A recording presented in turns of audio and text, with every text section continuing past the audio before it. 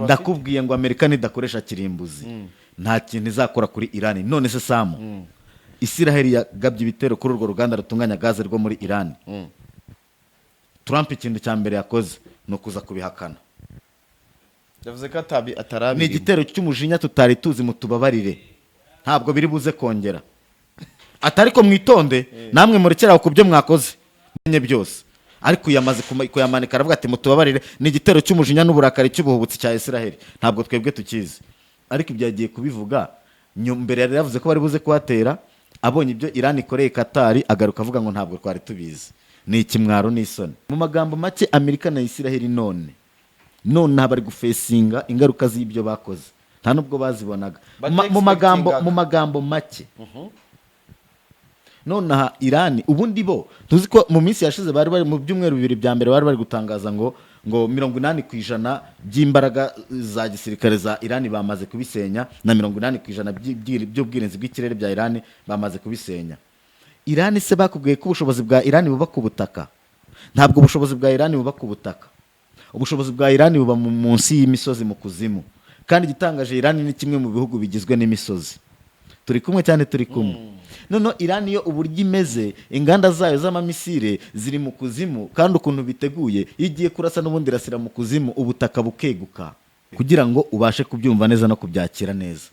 Fata ko ubu ngubu nta bwirinzi Amerika na Israel bakubwira bafite baba batarakoresha. Ntabyo. Nta n'indege ikomeye bagira iruta B2 na B1 na za F15 na 16, sibyo? N'ibisasu bafite byose biremereye bamaze kubirasa kuri Iran ubu tuvugana. Icyo baba basigaranye batarakoresha n'intwaro kirimbuzi. Ibi bishatse kuvuga ko na ya Iranium bya biro 460 bitunganyijwe, Amerika ntishobora no kumenya aho Iran yabibitse. Ariko Masoud Pezeshkian, perezida wa Iran, yarababwiye ngo niyo Iran ngo dufite itunganyije, ngo erega ngo nayo turayifite nyine, ngo ariko ngo muza ahantu iri, ngo iri munsi y'ibisigazwa nyine by'ubutaka, ngo none se kose Amerika na Israel bahashenye. Urumva ukuntu yabakinnye ku mubyimba sha, ngo nabyo nyine ngo biri munsi y'ubutaka, niba bashaka naho bazajyayo, ngo none se kose bahashenye. Genda samura tsinze icyo ngukundiye uri umuntu mugabo, urugendo rwiza kandi urugendo ruhire. Abasirimu bamaze kutugana muri Fabula Hoteli. Urifuza gukoresha ibikoresho byo mu nzu byiza kandi bigezweho, Fabula Hoteli ni igisubizo ku batugana. Dukora ibikoresho bitandukanye harimo nk'utubati, intebe zo muri salo, ibitanda na matera, TV stand, intebe zo muri jaride, intebe zo muri salle à manger, izo kuri piscine, garde-robe, ibitanda by'abana, intebe zo kuri comptoir, ibikoni bigezweho, ibikoresho byo mu biro ndetse n'ibindi bitandukanye. Design yose ushaka turayigukorera. Aha bagukorera ibikoresho byiza kandi bigezweho ku giciro cyiza nko muri Fabula Hoteli. Wadusanga aho dukorera mu Gakiriro ka Gisozi, cyangwa se ukaduhamagara kuri nimero zikurikira: 079 12 40 Fabula Hoteli, igisubizo ku batugana. Nongeye kubasuhuza nshuti bakunzi ba Urugendo Online TV, namwe nshuti bakunzi ba Inside Rwanda TV, mwebwe mwese tubana mu biganiro byacu nkuko musanzwe mubimenyereye. Reka mbabwire yuko rero tugiye kubagezaho ikiganiro cyacu, ikiganiro nabateguriye. Ngewe bateguriye ikiganiro nkaba ngiye no kukibagezaho ndi Robert Sympathique Iyandemye. Reka mbabwire ko muri kino kiganiro tugiye kujya mu burasirazuba bwo hagati, aho tugiye kujya mu gihugu cya Iran, Leta Zunze Ubumwe za Amerika ndetse n'igihugu cya Israel. Iki tujyanye rero kujya mu burasirazuba bwo hagati ni ukugaruka ku nkuru ikomeje kuvugwaho mu ijoro ryakeye. Igihugu cya Iran cyaraye kibasiye ibihugu byose bituranye nacyo kirabirasa, ndetse ibintu bikaba byabaye bibi cyane. Ariko ibyo byari bitero byo kwihorera. Iran yari yabikoze ndetse yabanje no kuburira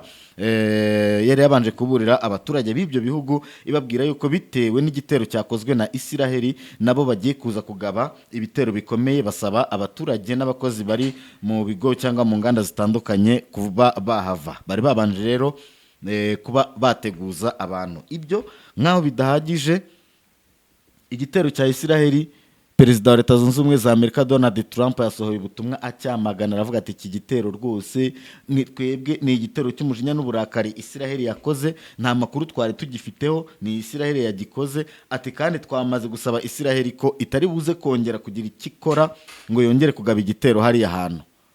Ariko rero nubwo twasabye Isiraheli ko itari buze kongera kugaba ibitero hariya hantu, turasaba na Irani kwihagarika ibitero yagabye muri Katari, niyongere kugira ibitero nk'ibi ngibi igaba. Niyongera ibintu birahita biba bibi cyane. Kubera iki? Isiraheli yarashe uruganda rutunganya gaze ku kigero cya 70% ikagera ku baturage ba Irani. Isiraheli yarugabyeho ibitero. Ntabwo yarushenye rwose ngo rujye hasi, ariko Isiraheli yarugabyeho ibitero. Nk'uko yarugabyeho ibitero, Irani yari yamaze kubiburira abantu, iravuga ati nibaramuka bagabye iki gitero ntabwo biri buze gushoboka, natwe turahita dusenya ibyanyu muri Katari. Noneho Irani yo yahise ijya gusenya uruganda ruri muri Katari rwa mbere noneho rutanga gaze ku isi, rwa mbere. Irani nayo iratwika ishyira hasi. Ubu rero isi yose yahagurutse. Trump yamaze gusohora ubutumwa yihakana Isiraheli. Isiraheli igeze aho none utangira cyangwa se bageze aho batangira kugaba ibitero, ariko Amerika yativuga iti oya ntabwo twe twari tubizi, Isiraheli yabikoze tutabizi. Ubwo se niki cyaba cyabaye? Ubwo turaza kubirebaho, turebe no kuri ubwo butumwa Trump nawe yatanze, ariko turi buze no kureba ku inama yahise kihuza ibihugu byose bituranye na Irani, aho biri gushaka kugaragaza ko ngo bifite imbaraga, ubushobozi n'uburenganzira byo kwirwanaho. Ariko n'ubundi Irani babwira ko itigeze bibabuza. Irani yababwiye ko itanifuza intambara nabo, gusa ibabwira ko buri gihugu cyose kizajya cyifatanya na leta zunze ubumwe za Amerika na Isiraheli, rwose bazajya bakirasa nta mpuhwe, bazajya bakirasa nta kwitangira, nyine nta gitangira, bazajya babarasa. Ndi kubona rero abantu bari kuvuga ibintu byinshi, tukiri aho ngaho ngira ngo hari Joseph Bent yarashinzwe departement ishinzwe iterabwoba riturutse hanze y'igihugu ryaba kuri leta zunze ubumwe za Amerika. Uyu nguyu ejo yanditse ibaruwa yegura amenyesha Trump ko kuri we nk'umuntu ushinzwe amakuru y'ibijyanye n'ibikorwa by'iterabwoba, ati ndabona Iran itarigeze na rimwe iba ikibazo kuri Amerika. Kubw'iyo mpamvu ibi bitero bya leta zunze ubumwe za Amerika kuri Iran ni ibitero bidafite ishingiro byo kugwamo inzirakarengane ndetse no guhombya Amerika.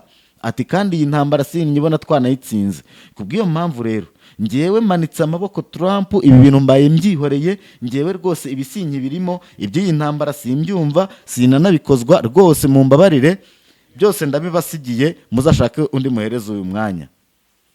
Trump nawe yagiye hariya arasobanura ngo impamvu nari nakwizeye nkaguha akazi ngo nuko wabaye umusirikare ukomeye cyane, umugore wawe yaguye ku rugamba, nawe yari umusirikare ukomeye wa leta zunze ubumwe za Amerika, uri intwari yacu, wakoze akazi gakomeye, warwanye intambara zikomeye izo muri Iraq n'ahandi, wari umuparakomando, ibintu byinshi cyane. Aragenda aramusingiza, arangije aranambwira ati ariko nanone nakubonagamo intege nke.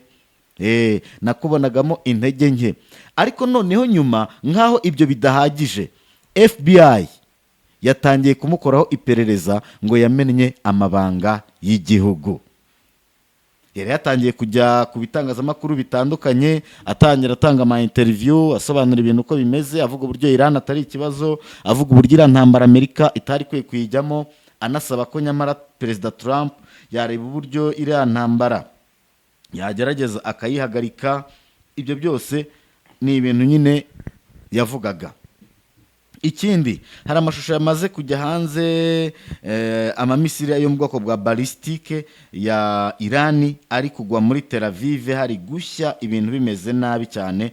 Ndagira ngo mbabwire ko mu bihugu byaraye birashweho na Irani, Isiraheli irimo. Isiraheli yarayirashwe, Irani yayirashe. Nubango nyine mwumve ngo ibintu ntabwo bikiri bya bindi, ntabwo ari ibintu byo gukinisha. Baba nimutekereza ngo Irani imbaraga zayo ngo zashira ngo byagenda gutya ngo bikagenda gutya, reka da, reka da ubu ngubu na bya bindi byo kuvuga ngo Iran ngiri gusaba ibiganiro kandi ari Amerika yari yohereje Steve Witkoff kwa foreign minister wa Iran uriya minisitiri w'ububanyi n'amahanga wa Iran Abbas Araghchi ajya kumusaba ibijyanye na ceasefire. Iran yanze ibijyanye na ceasefire. Iran ntabwo ikozwa ibijyanye n'agahenge rwose, ibyo byo abantu babyibagirwe. Wa musenateri witwa Lindsey Graham nagiye mubabwira niwe musenateri wa mbere wari ushyigikiye ibitero bya Leta Zunze Ubumwe za Amerika na Israel kuri Iran. Yari abishyigiye cyane, iwe yumvaga ko Ayatola ari ikibazo, ngo isi izahita iba paradizo igihe aba Ayatola batazaba bakiriho cyangwa se igihe Ayatola azaba yapfuye. Ariko mu by'ukuri ntabwo ari byo bintu arimo kubona kugeza kuri uyu munota. Ahubwo noneho hari gutanga Lindsey Graham on Israel getting the US in trouble. The idea that somehow Trump got hoodwinked by the Jews is like enough already. If you know anything about Trump, nothing could be further from the truth. And you are just giving life to the idea that's been around for. Ahangaha rero harumva nyine n'ibintu byinshi cyane bari kumaza. Ubundi uyu nguyu ni umuntu wari ushyigikiye Trump cyane. Hari ikinyamakuru cyitwa Crash Report. Iki kinyamakuru cyitwa Crash Report kiragaragaza ko Trump yaba araguye mu mutego w'abayahudi nyine, ariko nta n'ukundi byagenda, nta kundi. Byose rero ni ibyo tugiye kugerageza kugarukaho muri kino kiganiro cyacu. Amakuru yo aba ari menshi cyane. Ikindi kandi ni uko Pakistan na Afghanistan nabo ntabwo bameranye neza. Buriya Pakistan na Afghanistan nabo bari mu ntambara, ariko intambara ya Pakistan na Afghanistan yo ivugwa gakeya bitewe n'iyi ngiyi ya Amerika na Israel kuri Iran. Ariko rwose mu byumve, uretse ko bo bavuze bati twebwe turaza gushyira akantu k'agahenge, kuko kuri uyu wa gatanu hari buze kubaho Idil Fitri, barasoza igisibo. Urumva baraza gushyiraho ng'agahenge, babanze basoza igisibo, nibarangiza nyuma y'igisibo bameze neza bazongera bubura intwaro bongere birwanire. Ibyo byo rwose barabyemerewe, baragenda bakabiganiraho. Nuko bimeze rero, reka tuganire kuri kino kiganiro cyacu ku buryo burambuye. Ndabona na mugenzi wanjye Sam Gakire nawe ahari. Ntabwo ntimukunda kumwumva muri ibiganiro byo muri Middle East, ariko nawe ndabonaje. Sam rero oya naje mfite amatsiko buri ahangaha njya mbikurikira kuri YouTube, nkumva hari ibintu byinshi mfite byo kukubaza. Imana ishimwe ko nyuze kuri studio ngasanga uri kubikora. Mpita nicara kuri mikoro ya kabiri. Ni ibintu byinshi cyane. Nkicara hano mise mbona breaking news ya Pentagon. Yego, Pentagon igira ngo ni headquarter, ni Minisiteri y'Ingabo ya Amerika. iyi Pantagone rero iri gushaka kwigarurira none habasohoye itangazo reka mite mbanza kurisoma. Iyi Pantagone nayo ngo Amerika ishaka kubigiye gukoresha ubundi buryo. Amerika irishaka yugarijwe keneye akayabo, yego iri gutekereza gukoresha abasirikari ba marine bo mu mazi kugira ngo bafate ibirwa bya Iran mu buryo bwa gisirikari bushoboka. Yego, ariko ibi byose hari ikindi kinyamakuru mbonye mu kanya kivuga ngo barasaba byibuza biliyoni 200 ingingo y'imari. Amerika ikeneye none turi kuvugana ikeneye miliyari 200 z'amadolari ya Amerika kugira ngo ikomeze iyi ntambara. Angahe Samu? Miliyari 200 ziza zisanga izimaze kugenda. Turi kumwe? Ziza zisanga izimaze erega ndagira nkubwire ngo guhagurutsa iya ndege ya B52 imwe B52 imwe kuyihagurutsa na miliyari imwe, kandi ashobora kuba ari gukora nk'eshanu. Hari zindi z'ama B1 urebye igitoro zinywa nta nimwe baramanura, barazimanura mfasha kuzimanura gusa. Ama B2 yo ntabwo barazimanura, ariko izindi zo mu bwoko z'amafighter jet 15 16 baragenda bazimanura. B2 yo ikoze ite? B2 n'amaradari ntayibona. Kuyirasa miliyari 2 z'amadolari ziba zigiye 2 billion kugira ngo kuyirasa miliyari 2 ziba zigiye.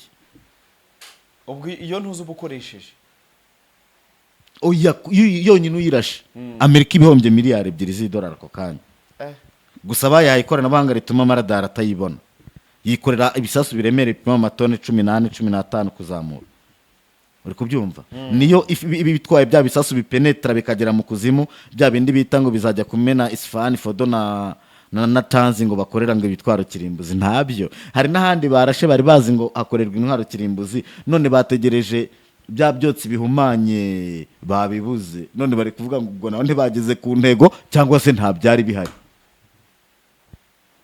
uranyumva neza yego rero Samu ubu ngubu ibintu byacitse byayobye Iran yarayikurasiye ibihugu byose hariya byo mu kigo cy'abaperesi umva ikibazo gikomeye mfite kintu tumye mfata mikrofone kuva intambara yatangira ababikurikirana bagiye babona ko Amerika yo yari izi ko ari operation igiye gukora imwe ari operation y'iminsi 4 nkuko bafashe Maduro bigahita birangira yego iyi Irani yarayihagamye iyi Irani nta na rimwe turabona iri gutaka Amerika yo yatangiye gutaka Irani hori ivuga iti simwe mwabitangiye ni mureke tubirwane Irani ntiraka support nta nagahenge ishaka iyi Amerika yirirwa itaka nabonye ni yirirwa itaka isaba support byayebwe ati no yego yirirwa itaka buri munsi ni support Amerika na Israel birirwa basaba support asaho barasi Israel n'ukuntu ari gato ntibayigeze umuyo umva nkubwire wowe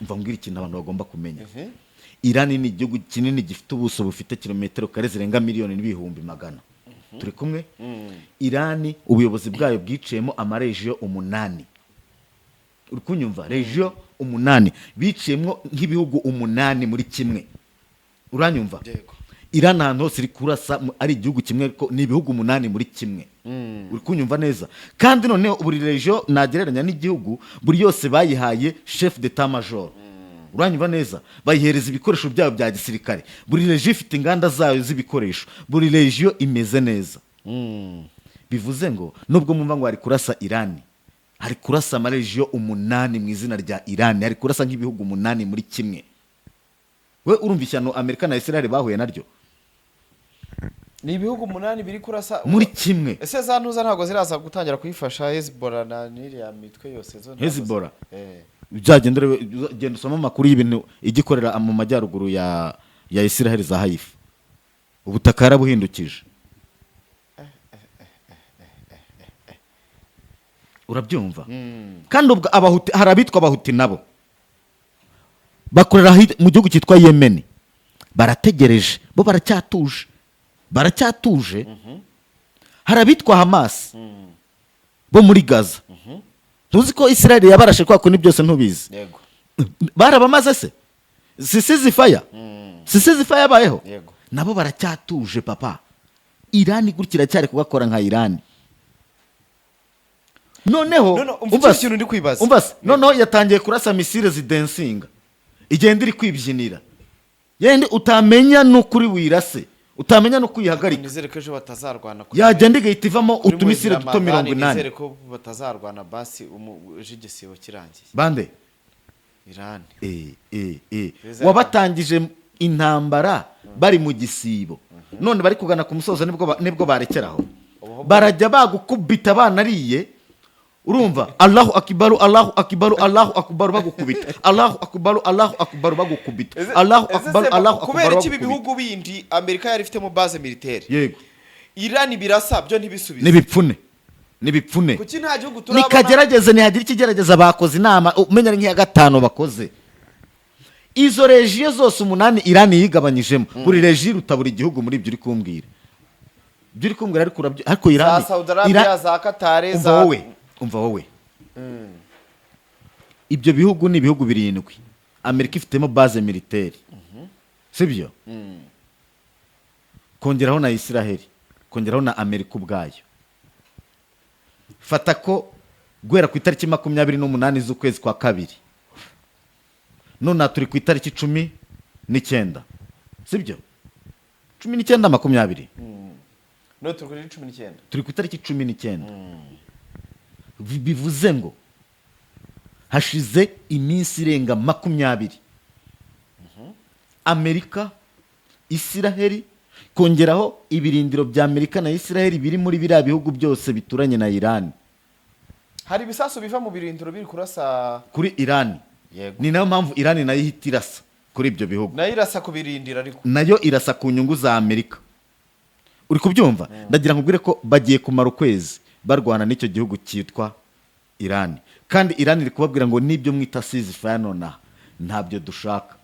Kandi uko biragaragara ko iyi ntambara kuyigobotora ni ikintu gikomeye, biraza kuba ikintu gikomeye. Ukuri kurahari rero. Nonaha abantu bafite uburenganzira n'ububasha n'ubushobozi byo kwita ku byo bashaka, bakemera ibyo bashaka. Ariko ubu nonaha ibihugu bikomeye muri kujya mubibona na Amerika, ibihugu bikomeye mwarabibonye nyine ni Uburusiya bwatewe na n'Uburayi na Amerika bibyitirira Ukraine, bukaba bamaze imyaka 5 bukibakubita. Ni Iran nyine igiye kumara ukwezi iri kubihanira ngo abayobozi. Ikosa rya mbere njya nkubwira nari kubwiye kuva bigitangira, kwica Ayatollah ku munsi wa mbere ni ryo kosa bakoze, ni nacyo kizatuma badashobora guhagarika intambara. bizarangira uteze Ayatollah agomba guhorerwa. ari uko bakoze iki ari uko bakoze iki Eriko ibyo bakoze nabo baramuhoreye. Amaraso ya Ayatollah azahorerwa andi maraso. Tereka nibica Netanyahu cyangwa Trump. Sawa. Sawa. We ubyumva utyo. Ikindi iyi ntambara iri kwefectinga ku bukungu cyane. Kwafect ubukungu bw'isi byo ni ihame. Ni ihame. Kuko nukuvuga ngo nka Iran ubu none iri kugenda none ubu ibintu nabonye bari uburyo bari kurwana nugucunga nimba ari uruganda rwa petrol bararuturitse ebana nibyo bibereye kandi usanga urwo ruganda ari rwo rwari rutunze no guhombya kwangiza ibikorwa remezo bya buri ruhande. Ariko reka nkubwire niho hahandi Amerika nitagera ku kintu cyitwa regime change, nitagera ku kintu cyitwa guhindura ubutegetsi mu gihugu cya Iran, nta kintu bazaba bagezeho.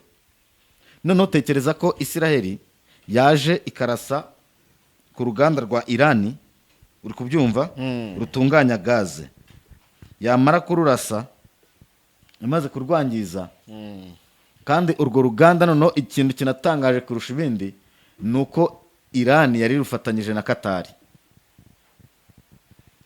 yari ruteranyije na Qatar. Qatar ifitemo shares, Israel irazira rurasa. Uzi icyo Iran nayo yakoze? Yesi ijya kurasa muri Qatar, urwo bafatanyije na Amerika. Urabyumva? Yo noneho rwari rwo rwa mbere ku isi. Ko rumva Qatar ari yiri kubihombera. Rwari rwo rwa mbere ku isi. Ibi bintu twagiye tubivuga kera, bira bihugu ntibibaho, habaho Amerika. Bura bwose n'ubukungu bw'abashoramari b'abanyamerika. Ara yose n'amafaranga ya Amerika y'abaturage ba Amerika bashoye imari muri bira bihugu. Urabyumva? Iran rero yo izibyiri gukora. Kuko na Iran ni kure yakabaye imeze, ariko Iran imaze imyaka 40 yarabyanze, yanze kuyoboka Amerika. Ni nako kuyitera kose, ni nako kuyishakira ibyaha kugira ngo babone uko bayitera. Kuri ubona za Qatar na za Arabia Saudite zimeze, biriya babigezeho kubera ko Amerika yari imaze kubashobeka, kubatandukanya, kubaryanisha. Iran isigara iri yonyine, ahubwo isigarana imyumvire yo kurwana ku gihugu cyitwa Palestine. Biriya babyubatse kuki babyubatse mu bukungu ntibibe strong muri military nk'uburyo tubona ntuzimeye. No mu buryo bwa gisirikare birakomeye, ahubwo no muri bikomejwe n'igisirikare cya Amerika. Uzi igisobanuro cyabyo? Ntabwo Amerika iraza kubiri guhondwa kuriya ngo uvuge ngo Qatar hari kiri buze gukora. Ako ntabwo byumva. Ahubwo nicyo nakumvise. Ntabwo buriya kuri kuko mbere yuko intambara itangira, n'amaradari ya mbere kugira ubyumve, n'amaradari ya mbere akomeye ya Leta Zunze Ubumwe za Amerika bari barashyize muri Qatar. Misile za Iran zarayamenye. Ni nako gukubitwa kose. Zari radari zerekana ibitero cyangwa ibisasu biri guturuka ku birometero 5,000 n'ibirometero 2,000. Uri kubyumva? Hakurya no hakuno. Ubwo n'ingamba z'ubwirinzi hafi aho. Yego zari zose. N'ingamba z'ubwirinzi na za air defense system. Byose Amerika nicyo kintu yari yabanje gukora, gushyiraho ubwirinzi, ariko misile za Iran zarabimenaguye. Byabaye ubusa. Ni nayo mpamvu bagize ikibazo cyuko Uburusiya n'Ubushinwa bashobora kuba bari guhereza Iran amakuru y'ubutasi, kuko ibitero byose bya Iran byageze ku ntego. Urabyumva? ariko ibyabo sometimes birafailinga. Ibya bande? Ibya Amerika na Israel nabyo bigera ku ntego, ahubwo bateye igihugu badasobanukiwe, batazi, batumva neza uko bimeze, bateye igihugu badafiteho amakuru ahagije. nyine ngewe numva intego ya Amerika ni uguhindura regime, Yego, nitagerwaho nta nubwo bizagerwaho. Intambara izakomeza cyangwa Amerika izamanika? Nk'uko bishobora kuzatwara igihe kirekire ariko bikarangira Amerika yamanitse. Ariko bitewe nuko iyi ntambara Amerika yamanika se koko mu mateka? Mu mateka izane kirimbuzi rero, nidakoresha kirimbuzi izamanika amaboko. irimbura iki? Nidakoresha kirimbuzi kuri Iran izamanika amaboko, ndabikubwiye. Ubu nta kindi kintu bakoresha bafite. Ndakubwiye ngo Amerika nidakoresha kirimbuzi nta kintu izakora kuri Iran. None se Samu, Israel yagabye ibitero kuri urwo ruganda rutunganya gaze rwo muri Iran. Trump ikintu cya mbere yakoze ni ukuza kubihakana. Yavuze ko atarabirimo. Ni igitero cy'umujinya tutari tuzi, mutubabarire, ntabwo biri buze kongera. Atari ko mwitonde namwe murekeraho ku byo mwakoze menye byose, ariko yamaze kuyamanika aravuga ati mutubabarire, ni igitero cy'umujinya n'uburakari cy'ubuhubutsi cya Israel, ntabwo twebwe tukizi. Ariko ibyo yagiye kubivuga mbere yari yavuze ko bari buze kuhatera, abonye ibyo Iran ikoreye Qatar agaruka avuga ngo ntabwo twari tubizi. Ni ikimwaro n'isoni. Uwo niwe Trump. Ibyo muzajya mwumva avuga kiba ari ikinyuranyo cy'ukuri. Yari kuvuga ngo bari gukubita, baba bari gukubitwa. Ubundi buri gihe bavuga ko ubutasi yo bukomeye hano. Ubundi ni ukuvuga ngo ibihugu nk'ibi bikomeye iyo muri kurwana n'amakuru y'ubutasi. Erega Irani isanzwe ifite ubutasi bukomeye ku buryo imenya first of all urabona ibi kugira byonyine bamenye izi base militaire abari naho barasa. Ibyo bisobanuye ko ubutasi fese bugomba kubanza gukora akazi kabo. Ahubwo umva Irani hari ikintu yakoze ku butasi bwayo. Abayobozi b'ubutasi bwa Irani bose barishwe. Uri kubyumva na ministry wa intelligence baramwisheje. None bahise bishakamo ikibazo. Bahise bafata abandi bakozi ba intelligence bose barabafata. Bamaze kubafata none Israel yatangiye kuvuza induru ngo nibabarekure. Which means abasigaye bose barabagambanye ba Israel. Barabakozi ba Mossad. Ntabwo uzi ko n'umujenerali wagambaniye ari Khamenei se nawe bamufashe. Yego. Israel ikoresha ubutasi ku buryo buteye ubwoba. Bivuga ngo Israel ikoresha abanya Irani kavukire. Turi kumwe. Ikabarera bagira abatasi bo kuzatata igihugu cyabo. Mwebwe mukajya mubana nabo muzi ko ari abantu banyu kandi muzi uko bakuze n'ibyo bakora. Kandi ari abakozi ba Mossad. Icyo nicyo bita Israel. Niyo mpamvu ibifite amakuru yizewe bitewe n'uwayabahaye. Umuntu product yabo bateguye neza. Buriya igihugu bita Israel nicyo gihugu cya mbere kuzi kigira imbaraga zose zishoboka zibaho zimwe ujya ushatse no kuzana ku kintu cyitwa kijyanye n'amarozi ntiwabahiga. No muri Bibiliya barabyivugira birira bivuga. Supernatural power. Ntabwo wabahiga. Wagera no kubumenyi ntiwabahiga. Ariko bakabahondagura. Inde? Irani kabakubita. Irani byihorere ni ikindi kintu. Kandi nabo barabizi. Ariko nanone nkongera nkibaza ibi bitero kubera iki bitari guhitana abantu benshi kandi bifite imbaraga. Barapfa kuko muri Irani biravuga ko hamaze gupfa barenga 3,000. Israel ntabwo igitangaza. Israel ntitangaza. Kandi n'abayobozi barapfa rwose no muri Israel. N'abashinzwe ubutasi n'abakomanda bo barwanira mu kirere barabahananduye rwose, ariko ntaho uzumva babivuga. Niyo bagufasha kugira amakuru utangaza sora ajyana hanze. Bahita bakubona kubw'ikoranabuhanga ryabo igihe igifungo n'imyaka 5. Ariko ngira ngo n'imiturire y'abantu bo muri Israel urayizi. ni mu ndake, Eh, ni igihugu cyubatse mu ndake, ni igihugu cyubatse cyonyine ubwacyo kizi ko kiziberaho mu ntambara zidashira. kandi aribo bazitangije. Ntabwo kiriya gihugu bajya bakibanza, uzanategereze, ntabwo bajya bakibanza. Hariya ninde muntu wa hano hafi wari wafashe bugwata Abisiraheli na biriya ujya wumva ngo Hamas yaragiye muri Israel ishimuta abaturage. Biriya ujya ubona kuri abagize Gaza bakora iriya jenoside muri Gaza ejo bundi bari kwasenya kuriya. Biriya ujya wumva ngo Hamas yarinjiye hariya, wapi? hariya ni Idi Amin wari warafashe abanya-Israheli Uganda. Idi Amin nawe uzagenda uzasome ibyabaye. ngo umuturage Mununa Benjamin Netanyahu yarahaguye. Urumva rero nimba bageze ku rwego rw'uko perezida wa Leta Zunze Ubumwe za Amerika Donald Trump atangiye gupyina, atavuga ati Israel hariya yadutunguye, si twari twayitumye, ntabwo twari tubizi. Icyo ni ikibazo. Emmanuel Macron agatangira ati twavuganye nabo, nanavuganye na perezida Donald Trump, twavuganye ko ibi bintu bareba ukuntu babirangiza. Biriya bihugu byose byo mu kigobe cy'abaperesi bigahita ko bigenda bigakora inama, bigatangira biti ariko dufite natwe uburenganzira bwo kwirwanaho, ariko mu kanya bigatangira gusohora inkuru ati twebwe tugiye gutangira kwimana ibirindiro bya Amerika, ntidushaka ko Amerika yongera kugaba ibitero biturutse ahangaha. Ukabona Amerika nayo iri kuvuga iti kugira intambara ikomeze nuko tubona miliyari 200. So peteroli yazamutse, gaze yazamutse. Ibi bintu rero urwego biriho ni urwego rubi cyane. Mu magambo make Amerika na Israel none bari gufesinga ingaruka z'ibyo bakoze, nta nubwo bazibonaga. Mu magambo make nonaha Irani ubundi bo tuzi ko mu minsi yashize bari mu byumweru 2 bya mbere bari gutangaza ngo 80% by'imbaraga za gisirikare za Irani bamaze kubisenya, na 80% by'ubwirinzi bw'ikirere bya Irani bamaze kubisenya. Irani se bakubwiye ko ubushobozi bwa Irani buba ku butaka? Ntabwo ubushobozi bwa Irani buba ku butaka, ubushobozi bwa Irani buba munsi y'imisozi mu kuzimu. Kandi igitangaje, Irani ni kimwe mu bihugu bigizwe n'imisozi. Turi kumwe cyane, turi kumwe. Noneho Irani yo uburyo imeze, inganda zayo z'amamisire ziri mu kuzimu, kandi ukuntu biteguye, igiye kurasa n'ubundi irasira mu kuzimu, ubutaka bukeguka.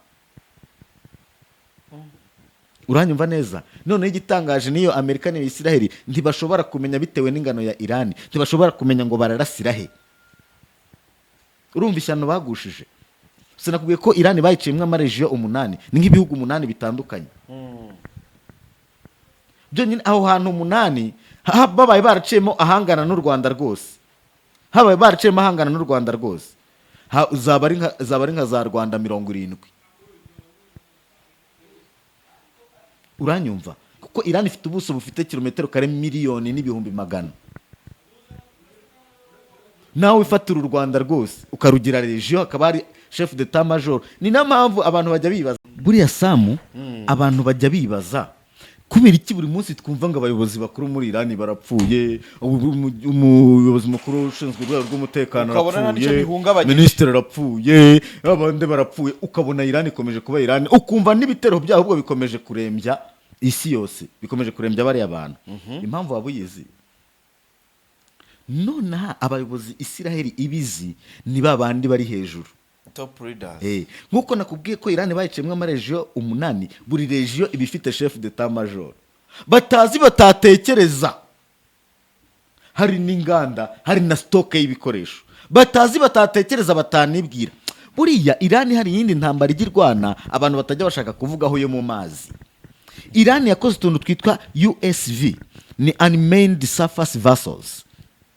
N'ubwato butagira umudereva ubutwara, ahubwo bw'imbere buba burimo ibisasu, nka kuriya drone zitagira abapilote ubona zikora. Ko kakaza kaje mu gitero cy'ubwiyahuzi kagahita kiyahura ku bwato bwari butwaye nk'utugunguru 2 miliyoni za peteroli, bukaba burarangiye. Iyo ntambara nayo rero barayirwana. Urabyumva? Ikindi, Irani ni igihugu kinini cyane. Burabira bihugu byose bituranye na Irani, Irani ifite akabuto yagenda ikora ikagifungira amazi n'umuriro. Hari n'ibihugu nka za Arabia Saudite kugira ibone n'amazi meza yo gukoresha. Amatiye twara amazi yakura mu nyanja, Irani niyo control. Buri hari naho yaturitsa Irani, Arabia Saudite ntiyongere kubona amazi. Urumva ibi bihugu ese kuki bayiteye bazi ibyo bintu erigabo bariya bantu bose ni operasiyo bashakaga gukora irangira. mu magambo make ibaze imyaka 40 bategura ibitero byo kugaba kuri Iran kugeza ubwo na biriya bihugu babyubatse kuriya kugira ngo bazabijijishe nyine bazabyifashishije bagiye gusenya Iran, ni nabyo muri kureba nona.